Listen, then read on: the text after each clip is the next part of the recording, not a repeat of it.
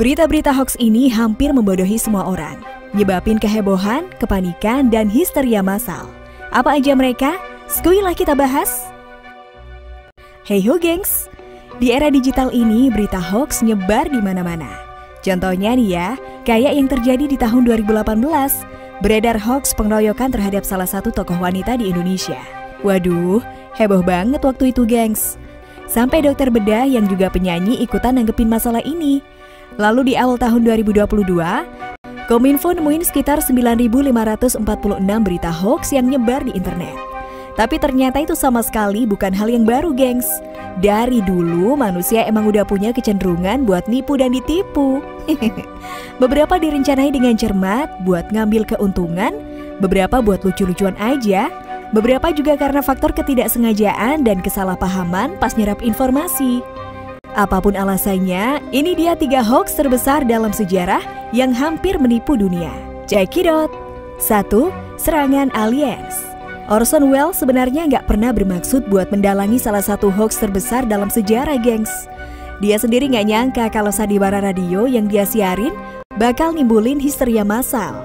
Ini terjadi di tahun 1938, di mana teknologi masih belum kayak sekarang. Dan kebanyakan masyarakat pada masa itu ngedapetin berita dan hiburan dari radio mereka. Nah, pada tanggal 30 Oktober 1938 pukul 8 malam, radio CBS nyarin sebuah sandiwara radio yang diangkat dari novel fiksi ilmiah karya H.G. Wells yang berjudul The War of the Worlds.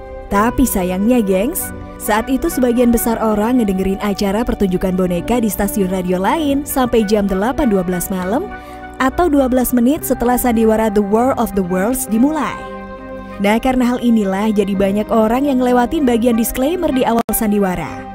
Di scene awal sandiwara ini terdengar seorang pembaca berita yang ngebacain laporan cuaca dan konser langsung dari Hotel Park Plaza. Sebelum ngebacain berita peringatan tentang ledakan di Mars, meteor yang jatuh dan nabrak sebuah peternakan di New Jersey. Dan akhirnya berita tentang kedatangan alien bertentakel yang bisa nembakin sinar panas dan gas beracun. Lalu dengan nada yang terdengar kayak orang lagi ketakutan, penyiar itu ngelaporin kalau beberapa silinder telah mendarat di Chicago dan St. Louis. 7.000 pengawal nasional telah musnah dan orang-orang mulai berlarian. Begitu kira-kira sandiwara radio itu dimulai. Sayangnya, bagi jutaan orang yang lewatin disclaimer sebelum sandiwara ini dimulai, ngira kalau ini adalah siaran berita beneran dan bumi bener-bener sedang diserang. Orang-orang mulai memadati jalan raya, mempersenjatai diri mereka, maksa polisi buat ngebagiin masker gas, minta listrik mereka dimatiin biar alien gak ngelihat mereka, dan beberapa dirawat di rumah sakit karena syok. Seorang wanita bahkan berlari ke gereja Indianapolis sambil teriak, "New York telah dihancurkan, ini akhir dunia, bersiaplah untuk mati." Emang ya, gak di mana-mana, di zaman apapun, emak-emak itu selalu bisa bikin keadaan semakin runyam. Berani ngelawan ras terkuat di bumi. Ketika pihak radio CBS mengetahui histeria yang terjadi, Wells akhirnya turun tangan dan nyarin sendiri dan bilang kalau semua itu adalah fiksi, gak lebih dari sekedar sandiwara radio aja. Dan histeria pun berakhir. Ya, segampang itu. Pihak penyidik diturunin buat nyelidikin hal ini. Mereka nggak nemuin ada kesalahan dari pihak radio, tapi pihak radio setuju buat lebih berhati-hati pas bikin sebuah program. Waduh, Mimin rasa sih ini saat yang tepat buat muter sound ini. Entah siapa yang salah, ku tak tahu. 2. Peri-peri Cutting Lee. Di tahun 1917, dunia pernah dihebohkan dengan foto-foto yang jadi bukti keberadaan peri. Maestro di balik semua ini adalah 2 gadis kecil bernama Elsie Wright dan Frances Griffiths. Mereka ini sepupuan ya, gengs. Nah, waktu itu tepatnya di daerah Cutting-Lee, Bradford, Inggris, 2 saudara sepupu ini sedang main-main sama kamera mereka. 2 bocil ini kayaknya anak sultan deh. Tahun segitu mainnya kamera. Gile. Dengan kamera itu, gengs, mereka ngambil beberapa foto selfie di taman dengan beberapa peri yang ikut foto sama mereka. Terus si Elsie ini nunjukin foto-foto peri yang dia ambil di taman tadi ke ibunya. Dan ibunya percaya dong kalau itu adalah foto-foto peri asli yang berkeliaran di taman. Sangat masuk akal, Ibu. Singkat kata nih ya, berita tentang foto peri-peri Cottonelle ini sampai di telinga para ahli. Ahli fotografi tentunya ya, bukan fotokopi. Dan yang mengejutkan adalah para ahli itu juga bilang kalau foto-foto itu asli. Wow!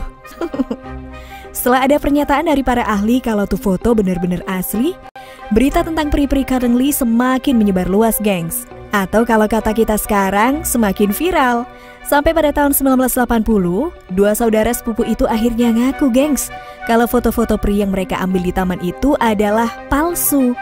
Nah, para peri yang nampak di dalam foto itu sebenarnya adalah gambar yang dibikin oleh si Elsie, yang kemudian ditancepin, ditahan pakai jepitan. Tapi mereka masih ngeklaim kalau satu dari foto-foto itu adalah asli. 3. Raksasa dari Cardiff. Pada 16 Oktober 1869, tubuh raksasa setinggi 10 kaki atau sekitar 3 meter yang udah membatu ditemuin oleh para penggali sumur bernama Gideon Emmons dan Henry Nichols. Pas mereka lagi menggali sumur di lahan milik William Newell di Cardiff, New York. Kabar nyebar dengan cepat, gengs. Ratusan orang yang penasaran dengan arkeolog-arkeolog amatir mulai berdatangan buat nonton. Ngelihat hal ini, William Newell ngediriin tenda dan memasang tarif 25 sen buat siapapun yang mau ngintip mumi raksasa ini. Meski beberapa ahli paleontologi udah bilang kalau mumi itu palsu, tapi masih banyak yang percaya dengan keaslian mumi ini. 2 hari kemudian, William Newell naikin tarifnya jadi 50 sen. Bisnisnya lancar ya, Pak. Lalu seorang petani tembakau bernama George Hull yang merupakan sepupu dari pemilik lahan William Newell muncul dan bilang kalau mumi raksasa itu palsu. Dialah yang nyuruh Edward Burkhardt, seorang tukang batu dari Jerman, buat bikin patung pria pakai blok gipsum setinggi 3,2 meter yang dia pesen dari Iowa, dan nyuruh si tukang batu bersumpah buat nggak ngebocorin hal ini. Berbagai noda dan asam dipakai biar raksasa itu tampak tua dan lapuk. Buat bikin efek pori-pori, Pak Edward sang tukang batu make paku-paku baja yang dipakuin ke papan, lalu dipukul-pukulin ke permukaan patung raksasa itu. Terus pada November 1868, George Hull ngangkut patung raksasa itu ke peternakan William Newell sepupunya buat dikubur. Lalu, hampir setahun kemudian, Newell nyewa Gideon Emmons dan Henry Nichols seolah-olah buat gali sumur. Dan voila! Pada 16 Oktober 1869, mereka mengaku menemukan raksasa. Weleh. Semua kebohongan ini dilakukan George Hull hanya buat ngebuktiin kalau kaum raksasa itu nggak pernah ada. Dan katanya nih ya, raksasa dari Cardiff adalah hoax paling legendaris dan terbesar di Amerika Serikat. Wow! That's a wrap, gengs. Thanks for dropping by and watching this video. Semoga video ini bisa mencerahkan kalian ya. Kalau kalian suka, silahkan like, komen, share, dan aktifkan lonceng notifikasi. Jangan lupa tinggalin jejak kalian dengan komen di bawah ini ya. Bye, gengs!